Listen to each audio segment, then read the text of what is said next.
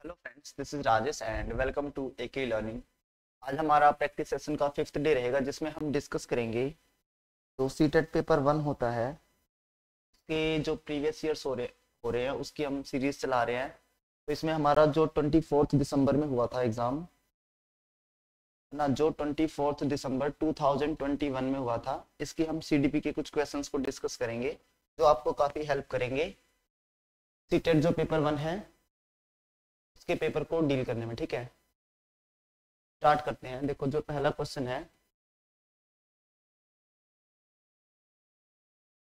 पहला क्वेश्चन समझते हैं। देखो, पहला क्वेश्चन क्या है, choose the correct statement about development. आपको जो है डेवलपमेंट जो हमारा होता है उसके रिगार्डिंग कौन सा स्टेटमेंट इन चारों में से, जो हमारे पास चार ऑप्शंस हैं, इनमें से सही कौन सा है। ठीक है, तो देखो इसमें जो पहला ऑप्शन है, पहला ऑप्शन क्या बोल रहा है, डेवलपमेंट इज यूनिडायरेक्शनल एंड यूनिडायमेंशनल। क्या बोल रहा है, जो डेवलपमेंट है वो यूनिडायरेक्शनल, मतलब सिर्फ एक डायरेक्शन में जो है डेवलपमेंट होता है, और यूनिडायमेंशनल और जो डायमेंशन भी होती है वो सिर्फ एक ही होती है। देखो, जो आपका जो डेवलपमेंट होता है ये हमने पहली क्लास में ही समझा था, ये जो होता है मल्टी डायरेक्शनल होता है ना, बहुत सारे डायरेक्शंस में होता है। इसके अलावा यूनिडायमेंशनल नहीं, ये मल्टी डायमेंशनल होता है। मल्टी डायमेंशनल मतलब बहुत सारी डायमेंशंस में होता है। जैसे सिर्फ अगर एक बच्चा है, सिर्फ उसका मतलब फिजिकल डेवलपमेंट हो गया तो हम क्या कह देंगे कि बच्चा पूरी तरीके से डेवलप हो चुका है। इसमें हम उसके फिजिकल एस्पेक्ट देखेंगे, इसके अलावा कॉग्निटिव एस्पेक्ट्स है ना, जो सोशल और जो इमोशनल जो वैल्यूज है ना, ये सारी जो डेवलपमेंट के डायमेंशन है, उन सारी चीज़ों को भी हमें इंपॉर्टेंस देनी होती है। तभी हम कहेंगे कि जो बच्चा वो पूरी तरीके से डेवलप हो चुका है। ठीक है, होपफुली आपको पहला समझ में आया होगा। तो यहाँ पर यूनिडायरेक्शनल और यूनिडायमेंशनल नहीं, अगर मल्टी डायमेंशनल होता तो हम कह सकते थे ना, मल्टी डायरेक्शनल होता कह सकते थे। तो इस हिसाब से ये वाला ऑप्शन गलत हो गया। डेवलपमेंट इज मॉडिफाइबल, हाँ हमने पहली क्लास में समझा था, जो डेवलपमेंट होता है वो क्या होता है, वो मॉडिफाइड, मतलब आप अपनी बॉडी को जो है मॉडिफाई कर सकते हो ना, डेवलपमेंट को मॉडिफाई कर सकते हो। कैसे? जैसे आप अपने आपको फिजिकली मॉडिफाई करने के लिए जिम जा सकते हैं, एक्सरसाइज कर सकते हैं, या फिर इसके अलावा जैसे जो आपकी वैल्यूज है ना, जो मोरल वैल्यूज हैं, उसका एनवायरनमेंट चेंज करके आप उस चीज को मॉडिफाई कर सकते हैं।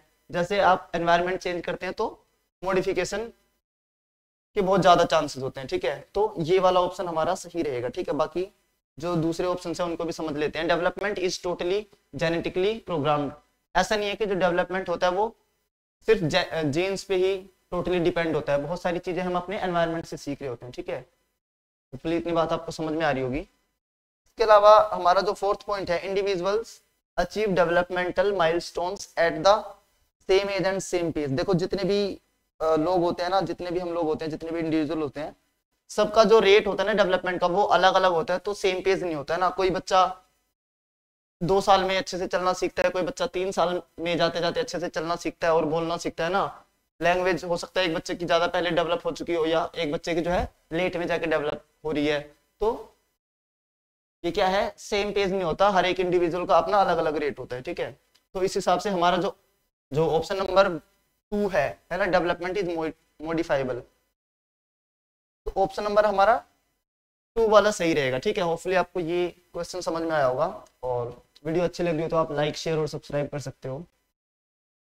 नेक्स्ट देखो, क्वेश्चन नंबर 2 है। क्वेश्चन नंबर 2 क्या बोल रहा है, which of the following principle of development process that children gain muscular controls arms relatively earlier than that of fingers. मतलब कि एक जो बच्चा है ना, उसका क्या हो रहा है तो समझते हैं, यहां से समझो। आर्म्स पे बच्चे का कंट्रोल पहले आ रहा है ना, पहले यहाँ पे आर्म्स पे आ रहा है, उसके बाद उसका कंट्रोल जो है यहाँ पे जा रहा है, हाथों पे जा रहा है। तो ये डेवलपमेंट के कौन से प्रिंसिपल में आएगा, जो हमने 2 टाइप के पढ़े थे ना, एक था हमारा सेफेलोकोडल और एक प्रोक्सिमोडिस्टल। तो जो सेफेलोकोडल होता था वो हमारा हेड टू टो चल रहा था, है ना, वो क्या चल रहा था हमारा, वो हमारा चलता था हेड टू टो, वो हमारा हेड टू टो चलता था। और एक था हमारा जो हमारा इनर टू आउटर चलता था, है ना, अंदर से बाहर की ओर, इसको हम क्या बोलते थे, प्रोक्सिमोडिस्टल। ठीक है, तो बच्चे का अगर पहले आर्म्स पे कंट्रोल आ रहा है, उसके बाद में जो जाकर के इस पे, है ना, उसकी जो फिंगर्स है उस पे कंट्रोल आ रहा है, तो हम क्या बोलेंगे, ये कौन सा प्रिंसिपल हो जाएगा, प्रोक्सिमोडिस्टल हो जाएगा। ठीक है, कौन सा हो जाएगा? प्रोक्सिमोडिस्टल। सेफेलोकोडल, उसमें क्या होता है? हेड टू टो, है ना, यहाँ से लेके यहाँ तक चलेगा बच्चे का डेवलपमेंट। नेक्स्ट हमारा इंडिपेंडेंस ऑफ सिस्टम्स प्रिंसिपल्स। ऐसा हमने देखो कोई इंडिपेंडेंस मतलब जो डेवलपमेंट के जो प्रिंसिपल्स होते हैं ना, एक दूसरे से कहीं ना कहीं रिलेट करते हैं। ठीक है, तो ये वाला भी गलत हो जाएगा। जो हमारा ऑप्शन नंबर 2 है, सिर्फ हमारा ऑप्शन नंबर 2 ही ठीक रहेगा। ठीक है, होपफुली आपको ये वाला समझ में आया होगा। सॉरी, ये वाला 2 वाला नहीं भाई, ये जो प्रोक्सिमल डिस्टल है ना, ये वाला 1 वाला। ठीक है, इतनी बात आप सभी को होपफुली क्लियर होगी। अब आगे चलते हैं, क्वेश्चन नंबर 3 समझते हैं। Physical traits of colour of eyes and hair are. देखो कुछ ट्रेट्स जो है आपको है ना जीन से मिलते हैं ना, कुछ कैरेक्टरिस्टिक्स आपको जीन से मिलती है। बाकी जो हमारा डेवलपमेंट होता है ओवरऑल, उसमें हेरिडिटी और जीन्स दोनों का जो क्या है कॉम्बिनेशन चलता है। ठीक है, बट यहाँ पर जो आपको आईज का कलर मिला हुआ है ना, या जो आपको आपके जो हेयर्स का कलर मिला हुआ है, वो क्या है? वो आपके जीन्स से मिले हुए हैं आपके। ठीक है, तो वो किसमें हो जाएंगे? वो आपके इसमें हो जाएंगे, किसमें? इनहेरिटेड में हो जाएंगे। ठीक है, होपफुली आपको समझ में आ रहा होगा। Dominantly determined by environmental factors, ऐसा नहीं है, एनवायरमेंटल फैक्टर्स का इसमें कोई रोल नहीं होता है ना। अगर आप हेयर का कलर चेंज करवा रहे हैं या फिर सर्जरी करवा के अपनी आईज का कलर चेंज करवा रहे हैं, तो वो एक अलग बात हो जाती है। बट ये चीजें क्या होती हैं? आपको इनहेरिटेड होती हैं। ठीक है, इनको आप चेंज नहीं कर सकते, ये लाइफ लॉन्ग ऐसे ही रहती हैं। Influenced by cultural factor, culture का कोई प्रभाव नहीं पड़ता जो आपको हेरिडिटी से मिली होती हैं। ठीक है, जैसे ये चीजें सपोज फॉर एग्जाम्पल है ना, रिजल्ट ऑफ इंटरेक्शन बिटवीन, ये हमारा ओवरऑल डेवलपमेंट का रोल रहेगा है ना, बिटवीन हेरिडिटी एंड एनवायरमेंट। अगर ये दोनों ही आ जाते हैं, हेरिडिटी और एनवायरमेंट का देखो रोल तो रहता है, बट उसमें क्या होता है? हेरिडिटी उसमें है ना, हम ओवरऑल डेवलपमेंट हो जाती है हमारी। ठीक है, उसमें हमारी ओवरऑल डेवलपमेंट आ जाएगी। होपफुली आपको समझ में आ रहा होगा इतना। तो इसका जो हमारा ऑप्शन नंबर 2 था, वो क्या था? वो हमारा राइट आंसर था। ठीक है, इनहेरिटेड, ये चीजें आपको आपके जीन से मिली होंगी, आपके पेरेंट्स से मिली होंगी, इनको आप चेंज नहीं कर सकते। नेक्स्ट हमारा क्वेश्चन नंबर 4। क्वेश्चन नंबर 4 देखो, डैश इज द प्राइमरी, अच्छा क्वेश्चन ऊपर हो, अब देखो है ना, अभी पूरा दिख रहा होगा। Dash is the primary agency of socialisation. जब भी देखो प्राइमरी सोशलाइजेशन की बात आएगी, वहां पे आपको क्या वो जो बच्चा होता है, प्राइमरी सोशलाइजेशन कहाँ पे होगा बच्चे का? उसकी फैमिली के अंदर होगा है ना, या फैमिली के अंदर जो मेंबर्स हैं उनके थ्रू होगा। ठीक है, तो इसमें क्या आ जाएगा? आपका फैमिली आ जाएगा, स्कूल नहीं आएगा। स्कूल आपका किस में आ जाएगा? वो सेकेंडरी सोशलाइजेशन में आ जाएगा। मास मीडिया और ये रिलीजन, ये सारी आपकी सेकेंडरी चीजें रहेंगी। प्राइमरी क्या रहेगा? आपका फैमिली रहेगा। ठीक है, होपफुली आपको ये भी समझ आया होगा। आगे चलते हैं, नेक्स्ट हमारा क्वेश्चन नंबर 5। क्वेश्चन नंबर 5 समझो। When a child can solve a problem with concrete objects only. एक बच्चा है जो कि प्रॉब्लम को सोल्व कर देता है बट कॉन्क्रीट ऑब्जेक्ट से रिलेटेड, मतलब जैसे जो चीजें उसके सामने है ना, कॉन्क्रीट, जिसको वो देख सकता है, जिसको वो टच कर सकता है। सपोज ये बोर्ड है ना, स्मार्ट बोर्ड, इसको मैं टच कर सकता हूँ, इसको मैं देख सकता हूँ। या फिर ये स्टाइलिश पेन हो गया ना, इसको मैं देख सकता हूँ, इसको मैं छू सकता हूँ। तो ये क्या है? ये चीज कॉन्क्रीट है। तो जब बच्चा कॉन्क्रीट प्रॉब्लम्स को सोल्व कर रहा होता है, इस problem solving characteristics come under the stage of, तो उसकी ये जो कैरेक्टरिस्टिक्स है वो किस कैटेगरी के अंदर आएगी ना, या किस स्टेज के अंदर आएगी? तो वो रहेगी आपकी कॉन्क्रीट से। आपको क्या याद रखना है? Concrete operational stage. ठीक है, ये किसने दी है? ये जीन पियाजे की 4 स्टेजेस है जो जीन पियाजे ने दिया है, एसपीसीएफ। ठीक है, सेंसरी मोटर, प्री ऑपरेशनल, और ये कौन सी रहेगी? ये आपकी 7 to 11 ईयर्स वाली जो स्टेज होती है ना। ठीक है, होपफुली आपको इतनी बात समझ आई होगी। आगे चलते हैं, नेक्स्ट हमारा question number 6। A child made a mental note that all creatures that have wings and can fly are called birds. एक बच्चा है ना, उसके मेंटल प्रोसेस में क्या चल रहा है अभी? उसने क्या मॉडिफाई कर रखा है कि मतलब जितनी भी चीजें हैं ना, जितनी भी चीजें नहीं, जितने भी क्रिएचर्स हैं ना, क्रिएचर्स की बात हो रही है यहाँ पे, जिनके विंग्स है मतलब जिनके पंख हैं, एंड कैन फ्लाई, और जो उड़ सकते हैं, वो क्या है? वो बर्ड्स हैं। वो क्या है? वो है आपके बर्ड्स। ठीक है, वो आपके बर्ड्स हैं। फ्लाई एंड विंग्स, मतलब जिनके पंख हैं और जो उड़ सकते हैं वो क्या है, वो बर्ड्स हैं। लेटर बाद में she saw a bat in a picture, और उसके बाद उसने ना एक बैट देखा। बैट क्या होता है आपका, चमगादड़, वो जो उल्टे लटक जाते हैं ना, उल्टी उल्टी सो जाते हैं। Book and defines it as a bird instead of mammal. तो उस बच्चे ने क्या देखा, बच्चे ने पहले यही चीजें देखी हुई है ना, तो बच्चा अभी क्या उसमें देखेगा कि जो बैट है, जो चमगादड़ है, वो उसके पंख है ना, और वो उड़ भी रहा होगा, उड़ता हुआ देखा होगा उसने पिक्चर में, है ना। तो वो उसको किस तरीके से करेगा, डिफाइंस इट एज बर्ड, तो उसने उसको भी क्या करा, बर्ड बोल दिया। ठीक है, उसने क्या करा, उसको बर्ड बोल दिया। किसको, बैट को, यानी चमगादड़ को। ठीक है, तो बैट को उसने क्या बोला, बर्ड बोला, इंस्टीड ऑफ मैमल। बैट क्या है आपका, मैमल है, बट उसने क्या बोला, बर्ड बोला। क्यों बोला, क्योंकि स्कीमा में उसके यही फिट है अभी तक। ठीक है, तो ये इन चारों में से क्या है, इन चारों में से क्या है, तो सेम क्वेश्चन अभी हमने लास्ट प्रीवियस ईयर जो करा था उसमें भी आया था, है ना, मतलब इसी तरीके का क्वेश्चन था। तो वो क्या है, वह है आपका अकोमोडेशन। ठीक है, क्या है, अकोमोडेशन। बात समझ आई, क्या है आपका अकोमोडेशन। ठीक है, बच्चा अपनी प्रीवियस नॉलेज से कनेक्ट करता है चीजों को जो वो अभी प्रेजेंट में देख रहा है। ठीक है, तो ये आपका अकोमोडेशन में आएगा। होपफुली आपको क्लियर होगा। आगे चलते हैं, नेक्स्ट क्वेश्चन हमारा क्वेश्चन नंबर 7 देखो। Who propose the term zone of proximal development. ये जो ZPD है, ये टर्म किसने दिया था, हम अच्छे तरीके से जानते हैं ये किसने दिया था। ये है थॉट किसका, लेव वाइगोत्स्की जी ने दिया था ये ZPD, है ना। ये ZPD ये क्या है, जैसे सपोज एक बच्चा है ना, एक छोटा सा बच्चा है,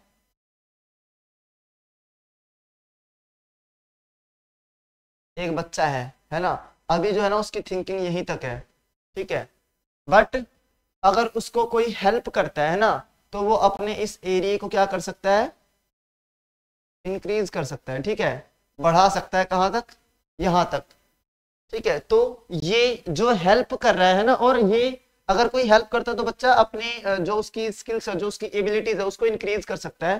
तो इसको क्या बोलेंगे, इसको हम बोलेंगे, ये जो यहाँ तक है ना, ये जो यहाँ आया, मतलब ये जो यहाँ से यहाँ आ गया, है ना, जो इसका जोन बढ़ा, जो इसकी एबिलिटीज बढ़ रही हैं, जो स्किल्स बढ़ रही हैं, इसको हम क्या बोलेंगे, ZPD, है ना, जो जहां तक वो बच्चा मैक्सिमाइज कर सकता है। और ये जो हेल्प है, ये जो हेल्प कर रहा है ना, जो इससे ज्यादा जानता है। ठीक है, हेल्प कौन करेगा, वही जो ज्यादा जानता है ना, तभी तो वो हेल्प कर पाएगा।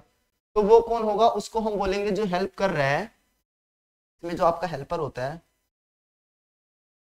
उसको हम क्या बोलते हैं, क्या बोलते हैं, मोर सॉरी स्कैप फोल्डिंग बोलते हैं उसको, है ना, क्या बोलते हैं उसको, स्कैप फोल्डिंग बोलते हैं। ये जो टेम्पररी हेल्प होती है उसको हम क्या बोलते हैं, स्कैप फोल्ड।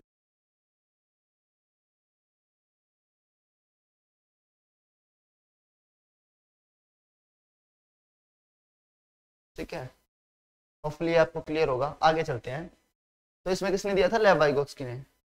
जीन पियाजे की हमारी वो 4 स्टेजेस है, कौन सी, SPCF, sensory motor, operational, concrete operational और फॉर्मल ऑपरेशनल। ठीक है, अब देखो क्वेश्चन नंबर 8 देखो, 8 समझने की कोशिश करो। Fatima, reasons you should be honest because then your parents would be proud of you। आपको जो है ना ऑनेस्ट यानी कि ईमानदार होना चाहिए, जिससे क्या करेंगे, आपके जो पेरेंट्स होंगे उनको आपके ऊपर प्राउड फील होगा, है ना, गर्व महसूस होगा। In which stage of Lawrence Kohlberg, जो कोलबर्ग ने अपनी जो 6 स्टेजेस दिए हैं ना, जो 3 लेवल्स दिए हैं, और उसमें जो 6 स्टेजेस हैं, वो इसके अंदर कौन सी, इसके अंदर आएगा ना, कौन सी कैटेगरी के अंदर आएगा, social construct orientation, law and obedience, good boy good girl orientation, या पनिशमेंट एंड ओबीडियंस। तो ये किस में आ जाएगा, ये आएगा आपका किस में आएगा बताओ, ये आएगा आपका इसमें गुड बॉय नाइस ओरिएंटेशन। ठीक है, जब आप दूसरों की नजर में अच्छा बनने के लिए कोई काम करते हो, है ना, तो वो कौन सी होती है आपकी, good boy good girl orientation वाली स्टेज। ठीक है, ये आपका लेवल 2 होता है। ठीक है, आगे चलते हैं। नेक्स्ट हमारा क्वेश्चन नंबर 9 देखो, विच of the following is a primary characteristics of progressive education. जो प्रोग्रेसिव एजुकेशन होती है ना, उसका जो है उसकी प्राइमरी कैरेक्टरिस्टिक्स क्या है ना, उसका जो मेन फीचर हम कह सकते हैं या प्राइमरी जो फीचर है जिसको हम प्रायोरिटी देते हैं वो क्या है, frequent paper pencil based test to assess learning. आप लगातार कंटिन्यूअसली है ना फ्रीक्वेंटली क्या कर रहे हैं, पेपर पेंसिल टेस्ट ले रहे हैं। सिर्फ पेपर पेंसिल टेस्ट को हम क्या बोलेंगे, प्रोग्रेसिव एजुकेशन नहीं। Emphasise on scoring highest in the examinations, exams में जो है अच्छा स्कोर करना है, स्कोर कर सके है ना, मतलब जो एग्जाम्स में अच्छा स्कोर ला रहा है हम बच्चे को अच्छे स्कोर दिला सके एग्जाम में, इस पर्पज से पढ़ा रहे हैं, तो वो भी आपका प्रोग्रेसिव एजुकेशन के अंडर नहीं आएगा। Flexible curriculum and assessment in the classroom और फ्रीक्वेंट यूज ऑफ एक्सट्रिंसिक, आप बाहरी मोटिवेशन दे रहे हो है ना, ये करके दिखाओ आपको ना 10 रुपए की चॉकलेट देंगे, वो करके दिखाओ आपको 100 रुपए देंगे है ना, 10,000 वाले ज्योमेट्री देंगे, ये क्या है, ये एक्सटर्नल मोटिवेटर्स हैं। तो इसमें देखो जो हमारा राइट आंसर होगा कौन सा होगा, ये आपका ये होगा प्रोग्रेसिव एजुकेशन के अंदर आपका कौन सा चलेगा, ये फ्लेक्सिबल। आपका जो करिकुलम होना चाहिए वो फ्लेक्सिबल होना चाहिए, ठीक है, मतलब आपको ध्यान रखना है हर एक इंडिविजुअल का, ठीक है, क्योंकि जो बच्चे होते हैं वो अलग अलग होते हैं ना, उनका जो लेवल होता है, इंडिविजुअल डिफरेंसेस होते हैं बहुत सारे बच्चों के अंदर है ना, कॉग्निटिव लेवल सबका सेम नहीं होता, तो आपको क्या करना है, अपना जो करिकुलम है आपको फ्लेक्सिबल रखना है, ठीक है। होपफुली ये भी आपको क्लियर होगा। नेक्स्ट चलते हैं, क्वेश्चन नंबर 10 देखो, क्वेश्चन नंबर 10 है अकॉर्डिंग टू हावर्ड गार्डनर के according theory of multiple intelligence, जो गार्डनर है उन्होंने क्या दिया था, हमारा मल्टीपल इंटेलिजेंस की थ्योरी दी थी है ना, इसकी वीडियो आ जाएगी डीप में अभी। If a child in the classroom, यदि एक बच्चा कक्षा में अपनी है ना अपनी क्लास में is able to respond appropriately to the temperaments, intentions and moods of peer group sees, एक है ना बच्ची है, ठीक है, वो क्या करती है, जो दूसरों के वो होते हैं ना हाव भाव, जो उनका जो मूड होता है उसको समझ लेती है ना, उनके जो इंटेंशंस होते हैं उनको समझ ले रही है वो बच्ची, तो इसके उसके अंदर उस बच्चे के अंदर जो है कौन सी इंटेलिजेंस पाई जाएगी गार्डनर के अकॉर्डिंग, ठीक है। Bodily kinaesthetic intelligence, bodily kinaesthetic intelligence किसके अंदर पाएंगी, जो बॉडीली फिट होते हैं ना, जैसे आपके स्पोर्ट्स पर्सन हो गए या जो आपके सर्जन वगैरह हो गए, उनके अंदर क्या होंगी बॉडीली काइनेस्थेटिक। इंट्रापर्सनल और इंटरपर्सनल, जब आप दूसरे लोगों को समझने लग जाते हो तो वहां पे क्या आता है आपका इंट्रापर्सनल आता है, ठीक है। जब आप खुद के बारे में बेहतर तरीके से जानने लग जाते हो वहां पे इंटरपर्सनल आएगा, नहीं सॉरी इंट्रापर्सनल, हाँ इसमें आएगा। इंट्रापर्सनल किस में आएगा,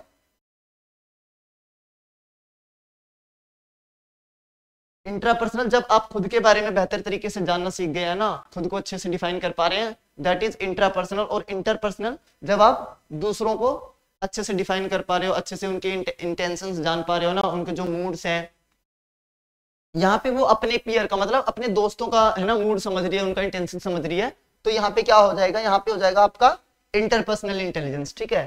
होपफुली आपको ये भी क्लियर हुआ होगा। नेक्स्ट चलते हैं, म्यूजिकल इंटेलिजेंस किसके होगी अंदर होंगी, जो आपके अच्छे जो सिंगर हो गए हैं ना उनको कह सकते हो, जैसे आपकी लता मंगेशकर है ना, इस तरीके से। आप देखो क्वेश्चन नंबर 11 देखो,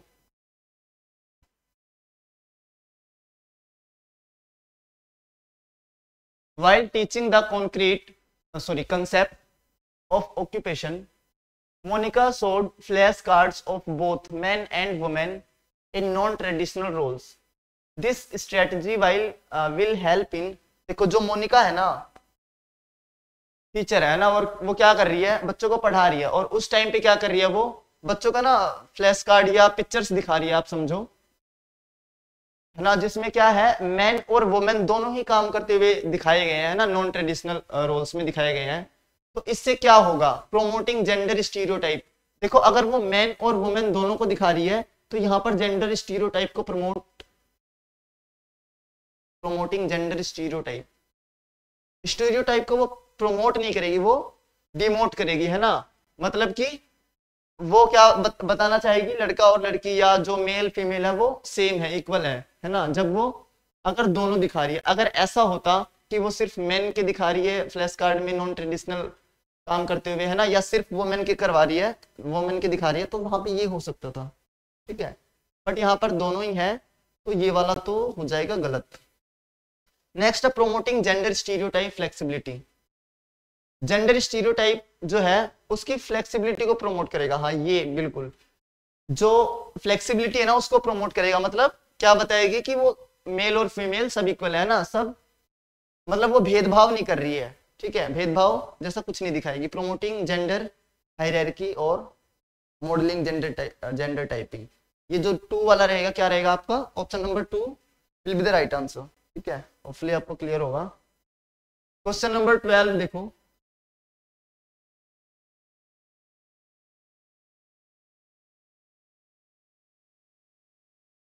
which of the following is the example of criterion referenced assessment। criterion referenced assessment कौन सा होता है, जहां पर एक क्राइटेरिया सेट कर दिया जाता है कि इतने मार्क्स पे जो है बच्चा पास है। फॉर एग्जांपल जैसे आपका सीटेट ही है ना, आप पेपर 1 में अपीयर हो रहे हैं, तो आपका एक क्राइटेरिया सेट है, अगर आप 90 मार्क्स ला सकते हैं 150 में से तो आप क्वालिफाई कर जाएंगे, है ना। या जैसे हमारे जो स्कूल के बच्चे होते हैं ना, वहाँ पे भी क्या होता है, आपका 33% होती है, 33% वाला जो बच्चा होता है वो पास हो जाता है, ठीक है। तो वो क्या होता है, क्राइटेरियन रेफरेंस टेस्ट, ठीक है, जिसको CRT बोलते हैं या CRA, है ना, असेसमेंट, सही बात है।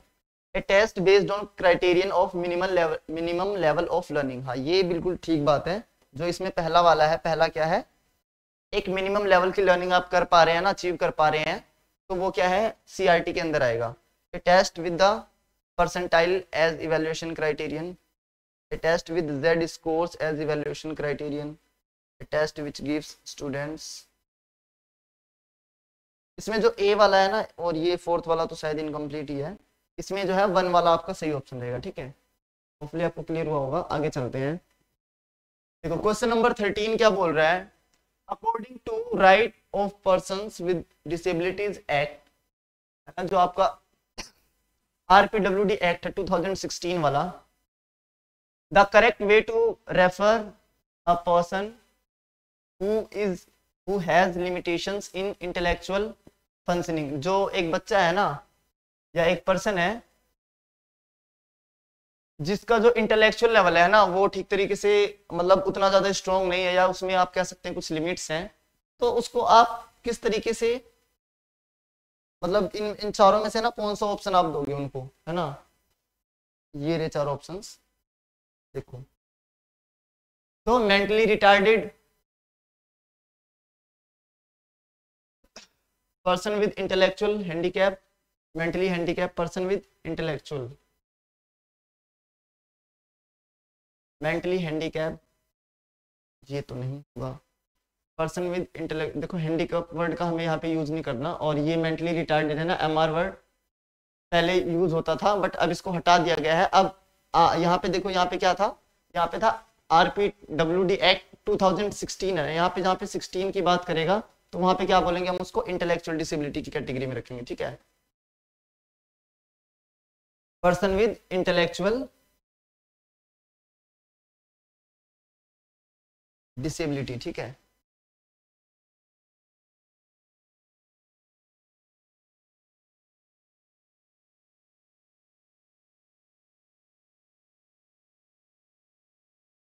ठीक है, आगे चलते हैं। क्वेश्चन नंबर 14 देखो, क्वेश्चन नंबर हमारा 14 क्या बोल रहा है, which of the following does not characterise inclusion. Inclusion की कैरेक्टरिस्टिक्स या कौन सा कैरेक्टराइज नहीं करता है ना इन चारों में से, 4 ऑप्शंस में से। अभी देखो 4 ऑप्शंस विजिबल हैं। अब देखो, वेलकमिंग एंड सेलिब्रेटिंग डाइवर्सिटी, आप डाइवर्सिटी को आप वेलकम कर रहे हैं ना, मतलब अलग अलग टाइप के बच्चे हैं, आप उनका वेलकम कर रहे हैं, ये तो अच्छी बात है, मतलब अच्छी क्या, ये तो इंक्लूजन कहता ही है, ठीक है। तो यहाँ पर क्या पूछा था, डज नोट पूछा है, यहाँ पे है ना नोट पूछा है, तो आपको थोड़ा सा ध्यान से करना होगा, नोट पूछा होता है तो ये देखो, ये तो हो जाएगा ना, ये तो पॉजिटिव है ना, ये पॉजिटिव रहेगा। Enabling children's self esteem and confidence to learn, self esteem and confidence to learn, आप बच्चे को एनेबल करें, मतलब बच्चा अपने सेल्फ स्टीम से कितना सीख पा रहा है ना, उसको आप करने दे रहे हो, मतलब एक्सप्लोर करने दे रहे हो इस तरीके से क्रिएट। तो इसमें ये किस में आ जाएगा, ये आपका आएगा किसमें, ये भी आ जाएगा इंक्लूजन के अंदर, ये भी क्वालिटी हो जाएगी उसकी। Removing physical social and attitudinal barriers, आप जहां भी बैरियर हटा रहे हैं, हमें इंक्लूसिव के अंदर हर एक टाइप के जो है बैरियर्स होते हैं उनको हटाना होता है, ठीक है। तो ये तीनों ही अभी तक पॉजिटिव है। Having separate school for children with learning impairment, आप क्या कर रहे हैं, जो लर्निंग डिसेबिलिटी वाले जो बच्चे हैं ना, जो लर्निंग इम्पेयर्ड बच्चे हैं, उनके लिए एक अलग से स्कूल बना दे रहे हैं ना, उनके लिए एक अलग से स्कूल बना दे रहे हैं, उनको सेपरेट कर दे रहे हैं, ठीक है, फॉर लर्निंग इम्पेयरमेंट। तो ये क्या हो जाएगा, ये आपका सेपरेशन हो जाएगा, और यही इंक्लूजन नहीं कहता है, ठीक है। तो इंक्लूजन के अकॉर्डिंग क्या हो जाएगा, ये वाला ऑप्शन आपका क्या हो जाएगा, गलत हो जाएगा, ठीक है, मतलब ये वाला, ठीक है, ये वाला बात नहीं करेगा, ठीक है। और जहां पे ये जब आप सेपरेट कर दे रहे हो तो ये क्या हो जाएगी, ये हो जाएगी आपकी सेपरेशन हो जाएगा, या इसको आप इंटीग्रेटेड नहीं, इसको सेपरेशन ही बोलेंगे, ठीक है। इंटीग्रेटेड वो होगा जब आप एक ही क्लास मतलब एक ही स्कूल के अंदर, एक ही स्कूल के अंदर मतलब जो लर्निंग डिसेबिलिटी वाले बच्चे हैं उनको अलग क्लासरूम में पढ़ा रहे हैं, और जो नॉर्मल बच्चे हैं आपके उनको अलग पढ़ा रहे हैं, तो वो आपका किसका एग्जांपल होगा, वो आपका इंटीग्रेशन का होगा, ठीक है। आगे चलते हैं, देखो क्वेश्चन नंबर 15 देखो, क्वेश्चन नंबर 15 देखो, Rajan appears to be lost in his world as he avoids eye contact with others and play alone। जो राजन है वह ना अपनी खुद की दुनिया में खोया रहता है और आई कांटेक्ट से बचता है ना, मतलब आई कांटेक्ट को अवॉइड करता है विद अदर्स, दूसरों के साथ आई मतलब आई कांटेक्ट नहीं कर पाता, ठीक है, आंखें नजरें नहीं मिला सकता, ये कह सकते हो। एंड प्लेज अलोन, और वो जो है ना अकेला खेलता है with A feather through out the day, और ऐसे अकेला ही खेलता रहता है और दूसरों से आई कांटेक्ट नहीं करता। Rajan's behaviour is indicating towards which of the following disorder, अब ये जो राजन का ये जो बिहेवियर है, मतलब वो जो अकेला अकेला रह रहा है ना, और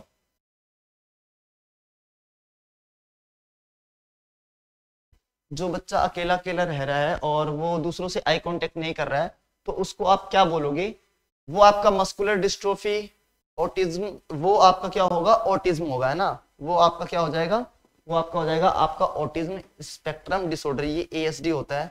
इसमें क्या होता है, जो बच्चा होता है वो बिल्कुल भी सोशल नहीं होता है ना,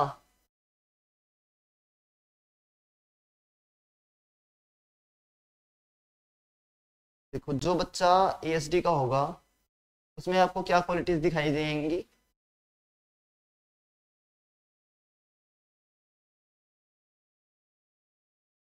अनसोसिबल होगा, है ना, ज्यादा मिले गुलेगा नहीं, उसके जो फ्रेंड्स होंगे कम होंगे, या फिर हम कह सकते हैं बिल्कुल ही नहीं होंगे, आप ये कह सकते हो, मतलब वो है ना दोस्तों को ज्यादा बनाना पसंद ही नहीं करेगा, अकेला खुद का राजा रहता है, ठीक है,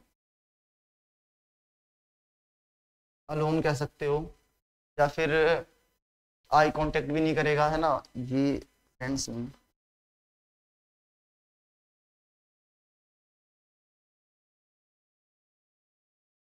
यहाँ पर हमें क्या था,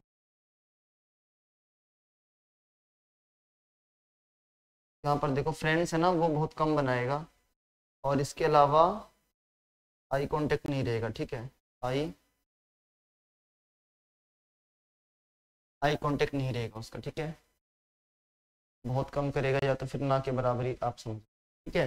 होपफुली आपको ये इतना समझ आ रहा होगा। तो आज की क्लास में देखो इतने ही थे, है ना, ये 15 ही थे, 15 क्वेश्चन ही थे, ये आपको काफ़ी हेल्प करेंगे। तो मस्कुलर डिस्ट्रोफी क्या होता है, ये ऐसा डिसऑर्डर होता है जिसमें आपकी जो बोन्स होती हैं, जो आपकी हड्डियां होती है ना, वो डिजेनरेट, वो खराब होना स्टार्ट हो जाती हैं। ASD में क्या होगा, ये जो बच्चे होते हैं बहुत ज़्यादा सोशल नहीं होते, अकेले रहना पसंद करते हैं, आई कॉन्टेक्ट नहीं करते, ठीक है, कभी कभी हाइपर भी हो जाते हैं, इस तरीके से हो सकता है। डिस्कैलकुलिया आपको पता होगा, डिस्कैलकुलिया जो आपका कैलकुलेशन से रिलेटेड प्रॉब्लम होती है ना, अच्छे तरीके से क्या करता है, बच्चे को जो है जो न्यूमरेशन होती है ना उसमें प्रॉब्लम आएगी, प्लस माइनस